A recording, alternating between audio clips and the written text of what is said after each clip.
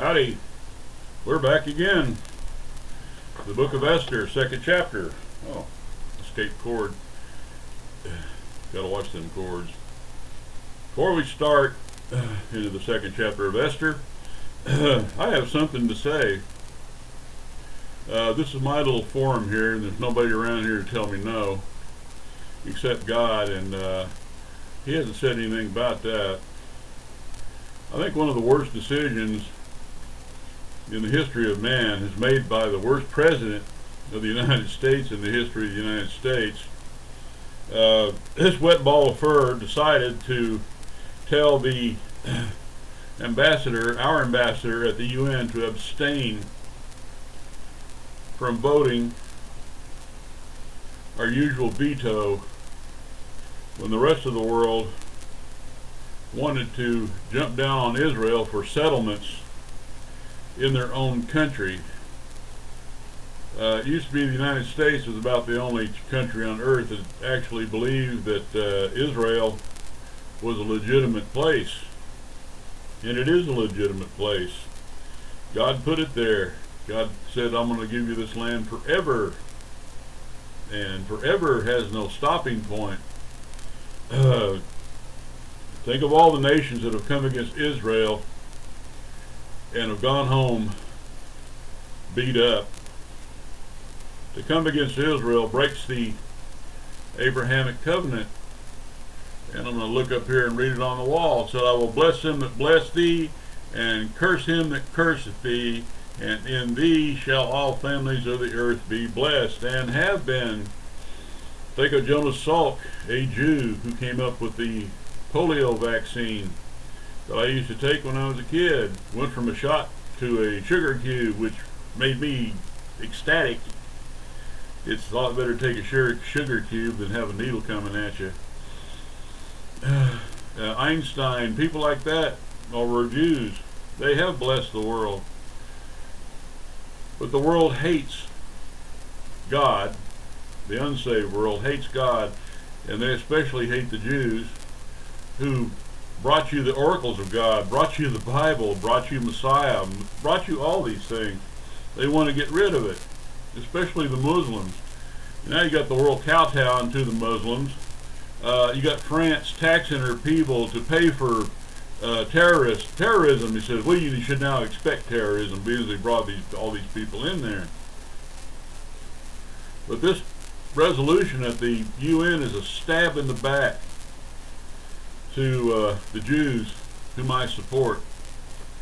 I support Benjamin Netanyahu. That's the real pronunciation. That's the way they pronounce it. It's Netanyahu, not Netanyahu. Good grief. But I had to say something like that because, believe me, it ticks me off. The Bible says that Israel will become a stumbling block to the whole world, and has. How many people in this world are going out of their way to eliminate this little bitty country on the seacoast? And how many times has God come to her aid, even though she is back in unbelief, just as the people here in the book of Esther are there in unbelief? That's why this book never mentions God or prayer or anything like that. Everything they did in this book was done in unbelief, yet God, standing up for his people, his chosen, is waiting in the wings, is in the background, but he's taking care of things. Yes, there are people being saved in Israel. There are messianic churches popping up left and right. But when you do something like that, like the thing Obama did, you pull the wrath of God down on a nation. And I'm wondering what's going to happen. Just like the time that during the Bush era, when they used to try to get the Israelis to trade land out for peace, which is a pointless thing, especially when you got kids that in the Palestinian areas getting a prize for writing a letter that says, I want to blow myself up and kill Jews. He won a letter writing contest for that. And I am just, and each and every time they did it, you got one major league weather problem, or something like that, some thing is going to happen in this country because of what Obama pulled, and I just really can't wait. I'm being sarcastic in case you need to know. I just can't wait to see what it is, because it's not going to be nice. And they keep doing that. Let's face it, the unsaved world hates Israel. Even those churches that call themselves Christians that hate Israel keep calling God's wrath down on us. So that's what I got to say about it. You see something real bad happen, I think you pretty much figure out that the wrath of God is coming to see us again. Whew. Anyway, the book of Esther, chapter 2, and before I say that, let me say this. I'm going to turn to, I believe it's 1 Corinthians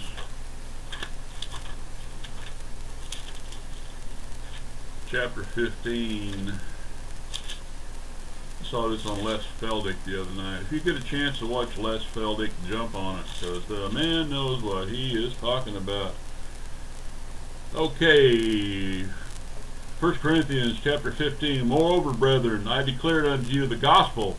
This is the gospel. In case nobody understands it, this is the gospel, the good news, which I preach unto you, which also ye have received, and wherein ye stand, by which ye also ye are saved, and ye keep in memory what I preached unto you, unless ye have believed in vain. For I have delivered unto you first of all that which I also received, how that Christ died for our sins according to the Scriptures, that he was buried and rose again on the third day according to the Scriptures, and that he has seen of Cephas, one of the 12. After that he was seen above 500 brethren at once, to whom the greater part remaineth unto this present, but some have fallen asleep. That is the gospel of Jesus Christ. He died, buried, resurrected to pay for your sins. And you can't. You don't have to. That takes that burden off of you. There is no burden for you to try to pay for your sins. All your goodness, all your scrap drives, clothes and drives, just collect money for this, that, and the other. God's not going to tally it all up and put it on the heavy side of the scale and say, wow, your good stuff's better than your bad stuff. It means you can do all the bad stuff as long as your good stuff is bigger. I just want to let you know about that. That is the gospel of Jesus Christ, and that's all there is to it. So if you're unsaved and you're listening to this, your sins have been paid for. All you have to do is believe it. And when you believe it, really believe in your heart will call out. You call out to God, save me, because you paid for it, and you'll do it because I believe it. That's the gospel of Jesus Christ, guys. Now back to Esther. A group here in unbelief. Everything in here, what before I mentioned before. I just washed my tongue and can't do a thing with it. I mentioned before, this is the people here in unbelief. There's no mention of God, there's no mention of prayer or anything else. But still, God, in the Abrahamic covenant, pledged himself, declared himself, I'm going to take care of you one way or the other. Sometimes taking care of your kids is applying the Board of Education, if you know what I'm talking about. If you let your children get out of hand, they will definitely get out of hand. God doesn't want to let his children get out of hand either. They're actually born again people on this earth have had got out of hand, and decided they want to go back and live like they did before they were saved. And they paid for it. Some paid with their lives, some paid with their health, some paid with a number of other things. But these people are here in unbelief. They've already been released to go back to Israel. Only about 60,000 went back. The rest of them hung around. So everything you see here is not done with the idea of pleasing God. It's just out of the idea of pleasing men. But God will use anything. he will use a number of things to preserve his people, and if you go into this book, you're going to find out what he did to preserve his people. Because there's lots of folks in this here country that really don't like them and would not mind seeing them dead. And in modern Persia or Iran, there's lots and lots of folks that would not mind seeing them dead as well. After these things, when the wrath of the king Ahasuerus, or Xerxes, was appeased, and remembered Vashti and what she had done, and what was decreed against her. Now, let's Feldick, and bring his name up again, mention a number of things. Xerxes had this big time 180 day party to get everybody primed up to go and attack Greece and bring it into the fold.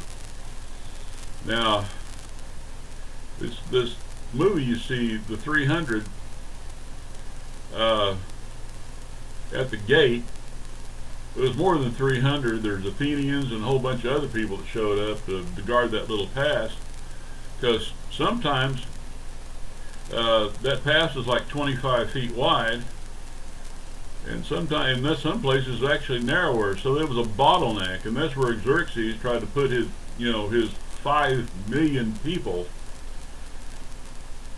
on Greece to attack them, and they got bottlenecked long enough for the rest of the Greek army, made up all these city-states like Athens and etc., to go back and get reconnoitered and get and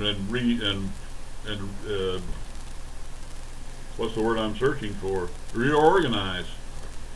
He also brought several hundred vessels, and he parked them in a place. He actually came up and tried to attack from behind. Some say it was 400 vessels, some say it was 1,600. Now, some say that God has nothing to do with things like this. Of course, God runs the show, and you understand that He runs the show. When a big-time storm came up, and it sunk 400 of Xerxes' vessels, yeah, right to the bottom of the sea. And there was also a sea battle that took place that Xerxes lost. Now, Xerxes was a part of this battle that, with the and I guarantee you didn't look like the character in the movie 300. He looked like an ordinary king. Yeah, let's talk about some poetical license. They finally won this battle when somebody ratted the Greeks out and gave them a way to where the Xerxes people actually could attack from 2 different directions. But the way it came out messed up Xerxes so bad that he finally just went back home. And there was a place where Vashti was kicked out as queen, and after these things starts, that's the Xerxes coming back home. And later on, Xerxes' army was destroyed and pushed out of Greece. I think God wanted Greece there, because it's my way of thinking. This is thus saith Casey. Let's face it, most of the Bible, the New Testament, was written in Greek, and the Greek language might have disappeared over this, but the Greeks were preserved in all this. They lost a lot of people. Xerxes' idea of war was lots of numbers of people. He had 5 million people showed up on the Greek, in Greece to take this, and they got kicked around the block. For them, it was not a matter of individual performance, but a mob of people.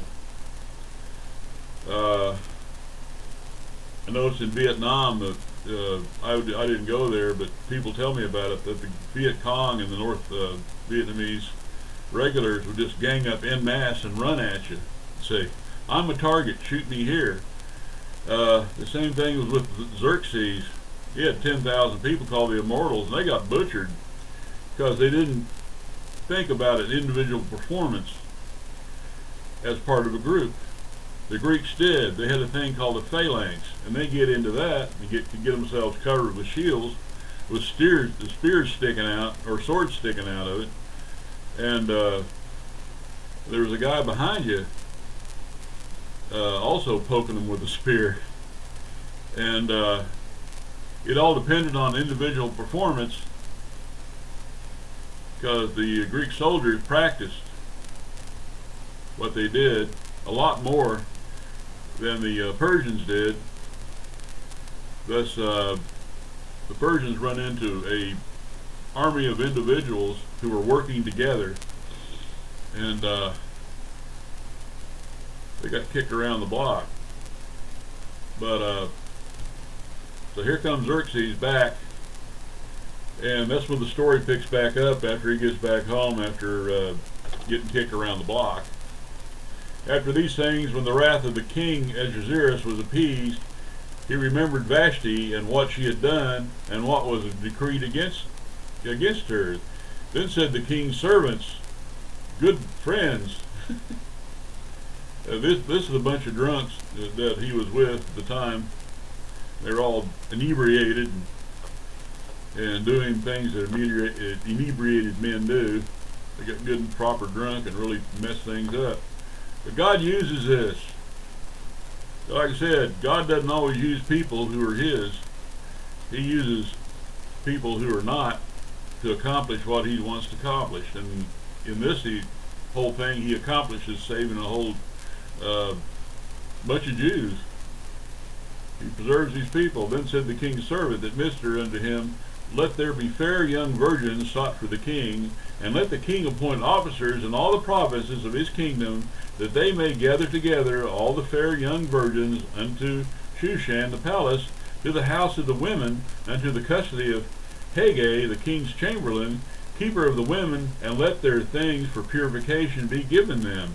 Now, this could either be a good thing or a bad thing, because I guarantee you, when you volunteer for this thing, if you don't become the queen, you become the concubine.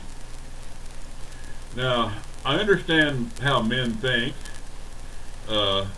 around women, because men are basically animals, and the women are going, "Yes, you're right, they're animals." Some of us are pretty decent animals, you know, or domesticated, things like that. But it has always fascinated me how rulers of in this era of the world, and later eras of the world, wanted 500 women of their own.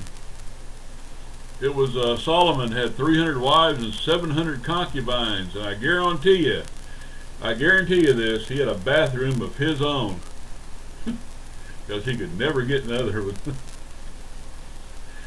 Oh man, that's thus saith Casey. That's another thing. There's really no proof for that, but if it was me, I would. If it was me, I wouldn't have 1,000 women around me. I'd have one. Anyway, and let the maiden which pleases the king be queen instead of Vashti. And the thing pleased the king, and he did so. Okay, if you're a real believer, you don't go volunteering for beauty contests and things like that. You know, I guess the world really thinks really high of it, but I've always seen it kind of like a cattle market, and we're not cattle. Now in Shushan the palace there was a certain Jew whose name was Mordecai, the son of Jair, the son of Shimei, the son of Kish, the Benjamite. This is a guy of the royal line in Israel. He carried a lot of weight in Israel, and who had been carried away from Jerusalem with the captivity which had been carried away with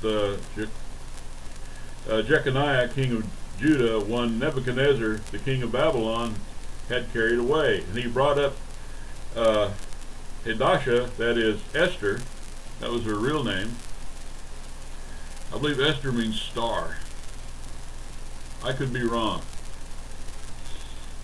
His uncle's, I've done that a couple of times. His uncle's daughter, for she had neither father nor mother, and the maid was fair and beautiful, whom Mordecai, when her father and mother were dead, took for his own daughter. So it came to pass, when the king's commandment and decree was heard, and when many maidens were gathered together unto Shushan the palace, to the custody of Haggai, that Esther was brought also unto the king's house to the custody of Haggai, keeper of the women. This is what peoples do when they're in unbelief. I might have been Jews in the flesh, but they were really not worshippers of God. And the maiden pleased him, and she obtained kindness of him, and he speedily gave her the things for purification. For the things for purification, such things belonged to her, the 7 maidens which were meet to be given her out of the king's house, and she preferred her, and he preferred her and her maids until the best place in the house of the women. Now, at this time, nobody knows she's a Jew, but apparently she has seen in God's favor right here, because she got right into the best place. Esther had not shown her people nor her kindred, for Mordecai had charged her that she should not show it, because folks there did not like the Jews, period. And Mordecai walked every day before the court of the women's house to know how Esther did and what should become of her. He got her in there, so he steps by every day to find out what kind of things are going on.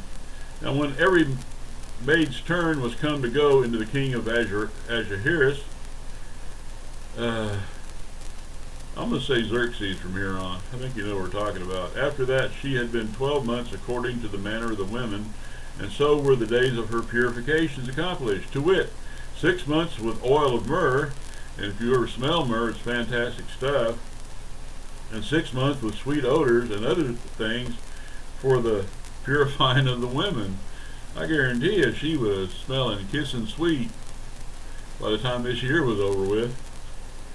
But with God holding the reins of this thing, she really didn't need to do anything in this thing, because she was a shoo-in to begin with. But face it, they didn't know it, and they just seemed like a good old college try to get her in there as queen. Then thus came every maiden unto the king, whatsoever she desired was given her to go with her out of her house of the women unto the king's house. And in the evening she went, and on the morrow she returned unto the second house with the women to the custody of Shahasgaz. There's a handle. The king's chamberlain, which kept the concubines, she came into the king no more, except the king delighted in her, and that she were called by name. So if you didn't please the king, you became a has-been. Now when the turn of Esther, the daughter of Abihail, the uncle of Mordecai, who had taken her for his daughter, was come to go in unto the king, she required nothing, but that Haggai, the king's chamberlain, the keeper of the women, appointed, and Esther obtained favor in the sight of all them that looked upon her. And that's God's doing. I mean, she's going to look like a mud fence, and if she's in God's, in God's favor, she's going to be in, because God directs things. He works on the minds of the unsaved. And she would look fantastic to him. But she was gorgeous anyway. So Esther was taken unto the king Ahasuerus, Xerxes, into his house royal in the 10th month, which was the month Tebeth, in the 7th year of his reign. And the king loved Esther above all the women. She obtained grace and favor in his sight more than all the virgins, so that he set the royal crown upon her head and made her queen instead of Vashti. I don't found anything ever what happened to Vashti. He might have gone home to her people. He might have killed her. He might have done quite a number of things.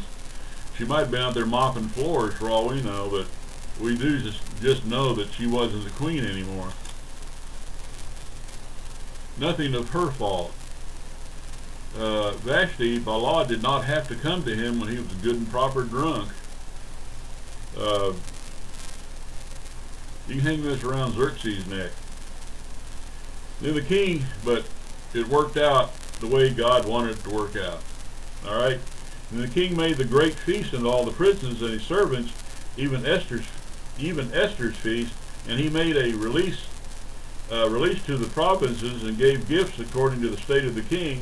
And when the virgins were gathered together the second time, when Mordecai sat in the king's gate, he's now a judge. Only judges sat in the gate. Seems like he climbed in stature. And when the virgins were gathered together the second time, when Mordecai sat in the king's gate, Esther had not yet shown her kindred nor her people, as Mordecai had charged her, for Esther did the commandment of Mordecai, like as when she was brought up with him. So he treated her like a daughter. He said, don't tell people who you are. And she didn't. She obeyed her father, so you expect. In those days, while Mordecai sat in the king's gate, two of the king's chamberlains, Bigthan and Tereash, of those who kept the door, were wroth and sought to lay hands on the king Xerxes. They wanted to bump him off. And the thing was made known to Mordecai, who told it unto Esther the queen, and Esther certified the king thereof in Mordecai's name. And when inquisition was made of the matter, it was found out, and they're up a creek, up a Persian creek. Therefore, they were both hanged on a tree. There was no trial. Aren't you glad you live in this country? There was no trial. These guys had sought to kill the king. Word was made known of it. So he took them out and strung them up. And it was written in the book of the Chronicles before the king. This is a group of people operating under pagan rules, and a bunch of Jews operating in unbelief.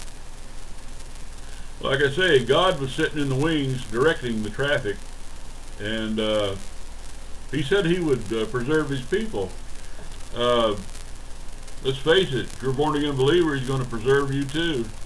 He already preserved you when he saved you. He preserved you for eternity. Yeah, there might be folks in this world want to bump you off, want to kill you, but they can't kill the body. They can kill the body, but they can't kill your spirit, because that's alive with God forever. And that's God's provision. Providence is the subject of this whole book. God provides. That's the basis of it all. I'll be back with the third chapter in a little while. I got to study some more. Let's face it, I'm not Van Impe. I've not memorized the Bible, and you know, sometimes I search for words. But I can say that God bless you, and you have the message.